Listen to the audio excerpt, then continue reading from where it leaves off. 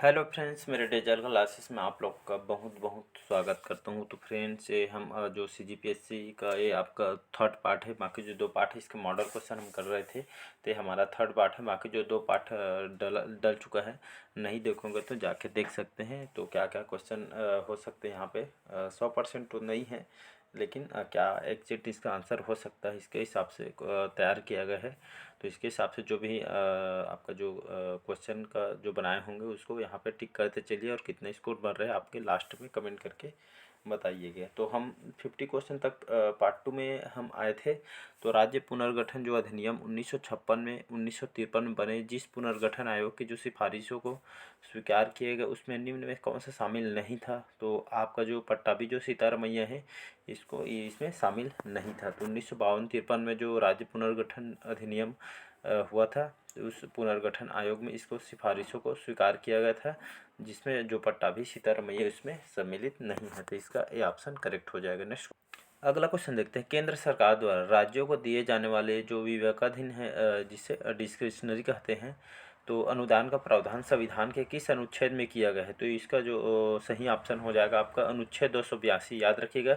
तो अनुच्छेद 282 में केंद्र सरकार द्वारा राज्यों को दिए जाने वाले जो विवेकाधीन है डिस्क्रिशनरी, इस अनुदान का जो प्रावधान है संविधान के अनुच्छेद 281 में किया गया है। तो इसका 282 में, तो अनुच्छेद 282 में इस अनुच्छेद में किया गया है प्रावधान। तो इसका सी ऑप्शन करेक्ट हो जाएगा। नेक्स्ट क्वेश्चन, अगला क्वेश्चन देखते हैं। राष्ट्रपति की चुनाव प्रक्रिया के संबंध में क्या सही नहीं है। तो यहाँ पे इसका जो सही आंसर हो जाएगा डी, इनमें से कोई नहीं हो जाएगा। तो राष्ट्रपति की जो चुनाव के जो प्रक्रिया का जो प्रावधान भारतीय संविधान के अनुच्छेद 55 में निहित है, और किसी उम्मीदवार को जो नामांकन दाखिल करने के लिए जो आपके 50 प्रस्तावकों को यहाँ पे 50 जो यहाँ पे समर्थकों की हस्ताक्षरित सूची जमा करना होता है, और यहाँ पे विधायकों को वोटों का जो मूल्य अलग अलग राज्यों की जनसंख्या के आधार पर यहाँ पे डिपेंड करता है, तो आधार पर किया जाता है, और 1971 की जनगणना के आंकड़ों पर आधारित होते हैं। तो इसमें से कौन सा सही नहीं है, तो उपरोक्त में से कोई नहीं, डी ऑप्शन करेक्ट हो जाएगा। नेक्स्ट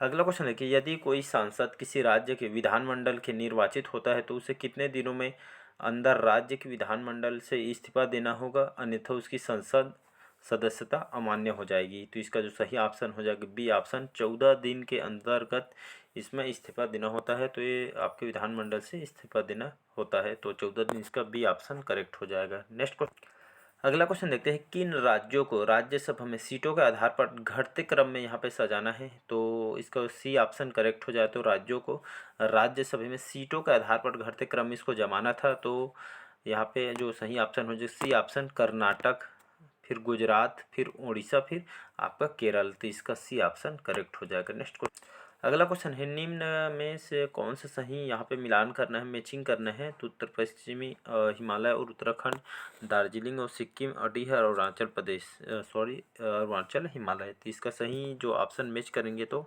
उत्तर पश्चिमी हिमालय आपके जास्कर का भाग है, और हिमालय और जो उत्तराखंड है आपके शिवालिक श्रेणी का हिमालय है।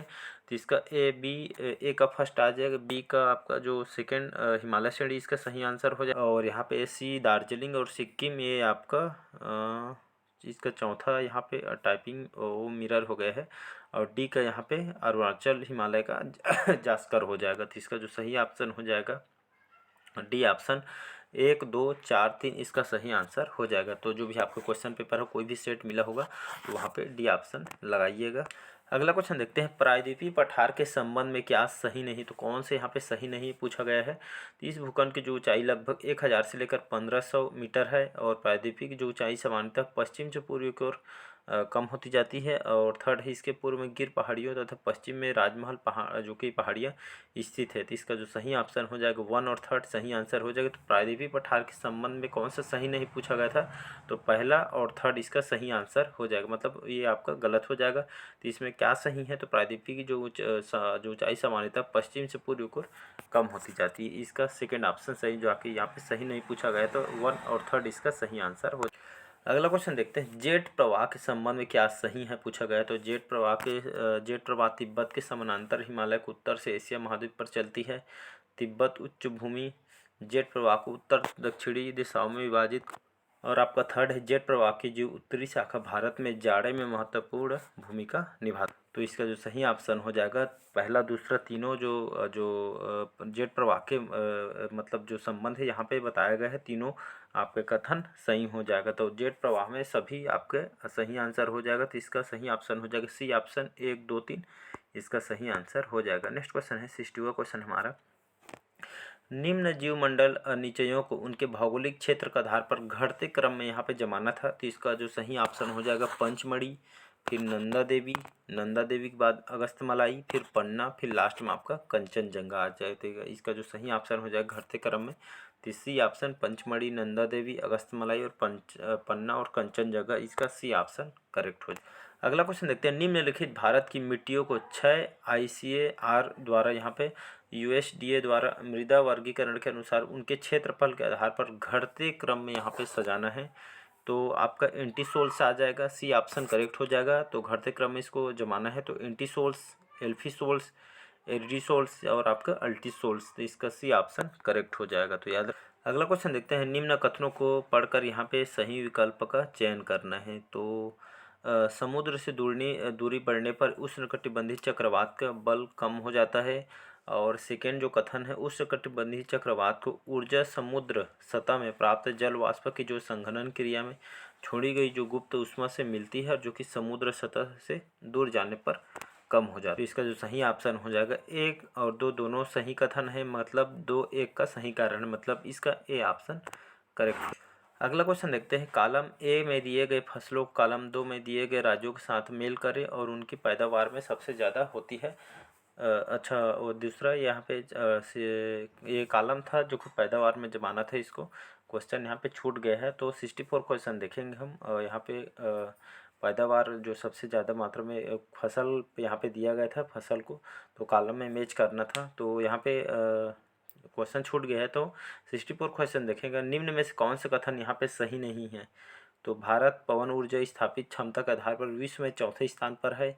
भारत की जो कुल पवन ऊर्जा स्थापित क्षमता लगभग 400 गीगावाट है। और भारतीय राज्यों में सबसे ज़्यादा जो पवन ऊर्जा क्षमता ज़मीन से 1000 मीटर की ऊंचाई है, या उपरोक्त में से कोई नहीं।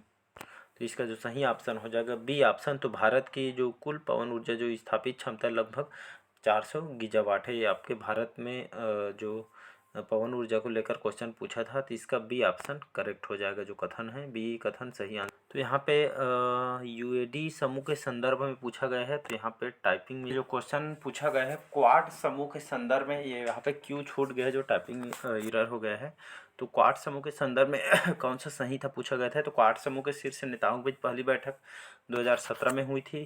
क्वाड जो 2022 की बैठक में 24 अप्रैल को टोक्यो में आयोजित हुई थी। और क्वाड 2022 में हिंद प्रशांत जो समुद्री आपके जो कार्य क्षेत्र जागरूकता IPMDA के पहल की घोषणा से हुई। तो इसका जो सही ऑप्शन हो जाएगा आपका थर्ड ऑप्शन। क्वाड 2022 में जो बैठक हुई थी, हिंद महासागर समुद्री कार्य क्षेत्र जागरूकता IPMDA की पहली घोषणा हुई थी। तो इसका जो थर्ड ऑप्शन करेक्ट हो जाएगा। अगला क्वेश्चन देखते हैं, चेन्नई में जो आयोजित 44वें चेस ओलंपियाड 2022 के संबंध में क्या सही है पूछा गया था। तो जो चेन्नई में कुछ महीने पहले यहाँ पे जो 44वें चेस ओलंपियाड इस साल हुआ था, जो चैम्पियन आपका जो 44वें जो क्रम का चेस ओलंपियाड हुआ था आपके चेन्नई शहर में इस साल आयोजित हुआ था। तो यहाँ से क्वेश्चन पूछा गया है। तो ओपन वर्ग में 188 टीमों तथा महिला वर्ग में 162 टीमें ने हिस्सा लिया था। भारत में कुल 6 टीमों ने यहाँ पे आयोजन में हिस्सा लिया था। भारत ने ओपन तथा महिला वर्ग में कांस्य पदक हासिल किया था। तो ये जो तीनों कथन इसका सही आंसर हो जाएगा। तो 66 का यहाँ पे डी था, सी ऑप्शन यहाँ पे सही आंसर हो जाएगा। तो इसका ए ऑप्शन 1 2 3 सही आंसर हो जाएगा। नेक्स्ट क्वेश्चन, अगला क्वेश्चन देखते हैं, फीफा U17 का जो वुमेंस का हुआ था वर्ल्ड कप 2022 का जो फाइनल मैच कहाँ खेला गया था। तो आपके इसका जो सही ऑप्शन हो जाएगा पर DY पाटिल जो स्टेडियम है आपके नवी मुंबई में है। तो यहाँ पे हुआ था, याद रखिएगा। तो महिला जो U17 जो वुमेंस जो वर्ल्ड कप हुआ था 2022 का जो फाइनल मैच कहाँ खेला गया था। तो DY जो पाटिल जो स्टेडियम नवी मुंबई में है, तो यहाँ पे खेला गया था। तो इसका सी ऑप्शन करेक्ट हो जाए। अगला क्वेश्चन देखते हैं, वर्ष 2022 में दिए गए पद्म विभूषण जो पुरस्कार के संबंध में कौन सा यहाँ पे सही है पूछा गया है। तो कौन सा यहाँ पे जो मैच जो कथन दिया है कौन सा सही है। तो वर्ष 2022 में दिए गए पद्म विभूषण पुरस्कार प्राप्तकर्ता में कुल 4 लोगों को पुरस्कार दिया गया था। कुल 2 लोगों को पुरस्कार मरणोपरांत दिया गया था। प्रभन ने किए हैं पुरस्कार दिया गया था। तो इसका जो सही ऑप्शन हो जाएगा, केवल एक ही कथन आप यहाँ पे सही आंसर हो जाएगा, तो कुल 4 लोगों को पुरस्कार दिया गया था। तो इसका फर्स्ट ऑप्शन सही आंसर हो जाएगा, सी ऑप्शन केवल एक सही आंसर हो जाएगा। अगला क्वेश्चन देखते हैं, वर्ष 2022 का जो उत्कृष्ट सेवा के लिए राष्ट्रपति जो पुलिस मेडल किसे दिया गया था, तो मोहसिन शहीदी को दिया गया था, याद रखिएगा। तो वर्ष 2022 के जो उत्कृष्ट सेवा के लिए राष्ट्रपति जो पुलिस मेडल का अवार्ड मोहसिन शहीदी को दिया गया था। तो इसका सी ऑप्शन करेक्ट हो जाए। अगला क्वेश्चन देखते हैं, इसके द्वारा वर्ष इसरो के द्वारा है, तो इसरो जानते हो बेंगलोर में इसका हेडक्वार्टर है। तो इसरो द्वारा वर्ष 2022 में भेजे गए जो अंतिम PSLV मिशन का नाम क्या था, तो इसका जो करेक्ट आंसर हो जाएगा बी ऑप्शन PSLV जो C53 है। तो PSLV जो C53 है, इसको 2022 में इसरो के द्वारा भेजा गया था, एक अंतरिक्ष यान था। तो PSLV मिशन का जो है आपको लगभग इसमें PSLV C53 ये आपका अंतरिक्ष को आपके लास्ट में 2022 में इसको भेजा गया था, मतलब पिछले वर्ष इसको भेजा गया था। तो इसका बी ऑप्शन PSLV C53 याद रखिएगा, इसका बी ऑप्शन करेक्ट हो जाएगा। अगला क्वेश्चन देखते हैं, भारत G20 के कौन से वार्षिक शिखर सम्मेलन की मेजबानी कर रहा है, तो 17वां, 18वां, 19वां, 16वां। तो इसका सही ऑप्शन हो जाएगा 18वां, याद रखिएगा। तो भारत G20 से इस साल हमको मिला है भारत को, तो भारत G20 जो 18वां क्रम का वार्षिक शिखर सम्मेलन की मेजबानी कर रहा है भारत। तो इसका बी ऑप्शन 18वां सही आंसर हो जाएगा। अगला क्वेश्चन देखते हैं, अंतर्राष्ट्रीय बुकर पुरस्कार 2022 किसको दिया गया है, तो इसका सही ऑप्शन हो जाएगा गीतांजलि श्री, याद रखिएगा। तो 2022 का जो अंतर्राष्ट्रीय बुकर जो पुरस्कार है गीतांजलि श्री को दिया गया है। तो इसका डी ऑप्शन गीतांजलि श्री सही आंसर हो। अगला क्वेश्चन देखते हैं, जो स्वर्गीय महारानी जो एलिजाबेथ द्वितीय के बारे में कौन सा यहाँ पे सही नहीं है, तो वो 2 बार आधिकारिक रूप से भारत आई थी, यह जो कथन है। बाकी बी, सी और डी ये आपके 1961 में भारतीय गणतंत्र दिवस मुख्य अतिथि के रूप में रही थी। वो भारत की स्वतंत्रता की 50वीं वर्षगांठ के समारोह में सम्मिलन होने के लिए भारत आई थी, या उपरोक्त में से कोई नहीं। तो इसका बी और सी सही आंसर हो जाएगा। तो यहाँ पे सही नहीं पूछा है, तो आपका ए ऑप्शन यह 2 बार आधिकारिक रूप से भारत आई थी, तो ये आपका कथन गलत हो जाएगा। अगला क्वेश्चन देखते हैं, निम्नलिखित में गलत मिलान को चुनना है। तो आपके हेरिटेज सिटी डेवलपमेंट आगमेंटेशन योजना, ये आपका सही यहाँ पे गलत मैच करना है। तो यहाँ पे गलत जो है कौन सा है पूछा गया है, तो निम्न में से कौन गलत मिलान है, तो इसका ए ऑप्शन गलत हो जाएगा। बाकी सेहत अमृत का जो फुल फॉर्म दिया गया है ये दोनों सही है। बाकी जो HR जो है जो हरीडे है, इसका जो फुल फॉर्म बताया गया है ये ऑप्शन गलत हो जाएगा। तो इसका ए ऑप्शन याद रखिए। अगला क्वेश्चन देखते हैं, G20 के संदर्भ में क्या सही नहीं है, तो यहाँ पे G20 का जो सचिवालय लंदन में, ये आपका गलत हो जाएगा।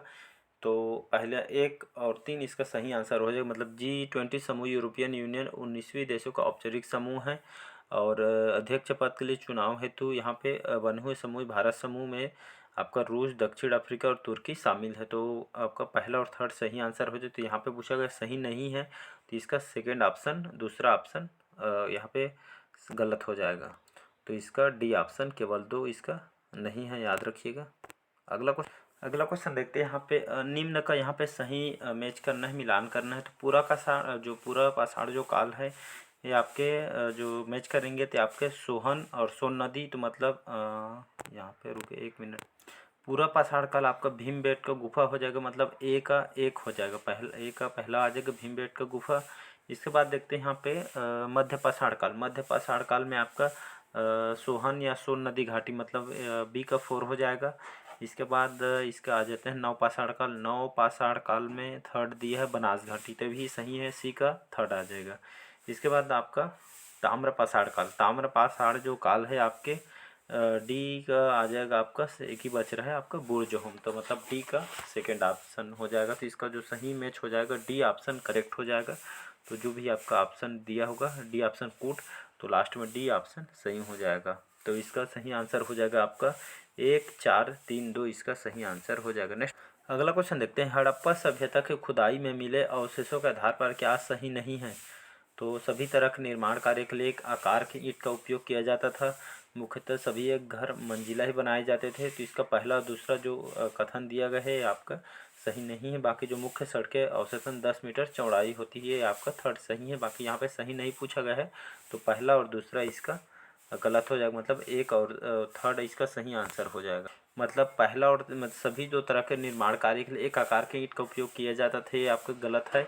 और मुख्य सड़क की औसतन 10 मीटर चौड़ी होती है, आपका गलत हो जाएगा। यहाँ पे सही नहीं पूछा गया, तो ये पहला और थर्ड इसका सही नहीं है। बाकी जो सेकंड है, मुख्य सभी जो घर एक मंजिला ही बनाए जाते थे, ये सेकंड ऑप्शन सही हो जाएगा। बाकी जो पहला और थर्ड है, तो इसका सी ऑप्शन पहला और थर्ड इसका सही नहीं है, तो इसका सी ऑप्शन करेक्ट हो। कोर्ट मिलान में क्या होता है, मेरे से कई बार मतलब गलत भी बोला जाता है, तो आंसर आप करेक्ट दूंगा ऐसा नहीं है, लेकिन जो क्या है मिलान चक्कर में गलत भी हो जाता है। अगला है यहाँ पे 78 बौद्ध परिषद, और यहाँ पे इसके कौन अध्यक्ष थे इसको देखना है। तो यहाँ पे प्रथम बौद्ध परिषद इसके अध्यक्ष कौन थे, तो इसके महाकश्यप होगा, मतलब ए का सेकंड आ जाएगा, मतलब ए का दूसरा हो जाएगा। इसके बाद देखते हैं यहाँ पे द्वितीय आपको बौद्ध परिषद, इसका जो अध्यक्ष है आपके सबकामी थे, मतलब बी का थर्ड आ जाएगा। इसके बाद देखते हैं तृतीय जो बौद्ध परिषद, इसके अध्यक्ष है आपके वसुमित्र को बनाया गया था, मतलब सी का 1 हो जाएगा, वसुमित्र। याद रखिए तृतीय बौद्ध परिषद वसुमित्र। तृतीय बौद्ध परिषद को जो सही आंसर हो जाएगा का मोगली सूत्र हो जाएगा। चतुर्थ जो बौद्ध परिषद होता है आपका महाकश्यप होगा, मतलब सी का 4 आ जाएगा, डी का 2 आ जाएगा। तो इसी तरह इसका जो सही आंसर हो जाएगा डी ऑप्शन हो जाएगा, ये याद रखिएगा। 2 3 4 1 इसका सही आंसर हो जाएगा, तो इसका डी ऑप्शन करेक्ट हो जाएगा। जो भी आपका जो क्वेश्चन पेपर है इसमें डी आंसर करेक्ट हो जाएगा, याद रखिएगा। अगला क्वेश्चन देखते हैं, वर्धमान जो महावीर के संबंध में क्या सही नहीं है, तो इसका सी ऑप्शन का जो कि यहाँ पे सही नहीं है, उन्होंने अपने जीवन काल में विवाह नहीं किया था, तो उनके द्वारा विवाह किया गया था, तो इसका सी ऑप्शन यहाँ पे गलत हो जाएगा। बाकी उन्होंने 24वां और अंतिम तीर्थंकर इनको माने जाते हैं। उनकी माता लिच्छवी राजा चेतक की बहन थी, और उन्होंने 527 ईसा पूर्व में पटना के नज़दीक पावापुरी में उन्होंने देह त्याग किया था, तो इसका सी ऑप्शन यहाँ पे सही नहीं है, तो याद रखिएगा। अगला क्वेश्चन देखते हैं, निम्न में कौन सी वराहमिहिर की रचना नहीं है, तो पंच सिद्धांतिका, बृहद संहिता, बृहद जातक, अमरकोश। तो इसका वराहमिहिर का रचना नहीं है पूछा गया, तो इसको पंच सिद्धांतिका इनकी वराहमिहिर की जी की रचना नहीं। बाकी बृहद संहिता, बृहद जातक और अमरकोश इनकी प्रमुख रचना है, तो इसका ए ऑप्शन रचना नहीं है। बाकी जो 20 क्वेश्चन पर इसको नेक्स्ट पार्ट में लाऊंगा मैं, तो क्वेश्चन को यहीं तक रखते हैं। तो कमेंट करके बताइए कैसे लगा। मिलते हैं अगले पार्ट में। अच्छा लगे चैनल को लाइक, सब्सक्राइब और कमेंट कीजिए। Thank you.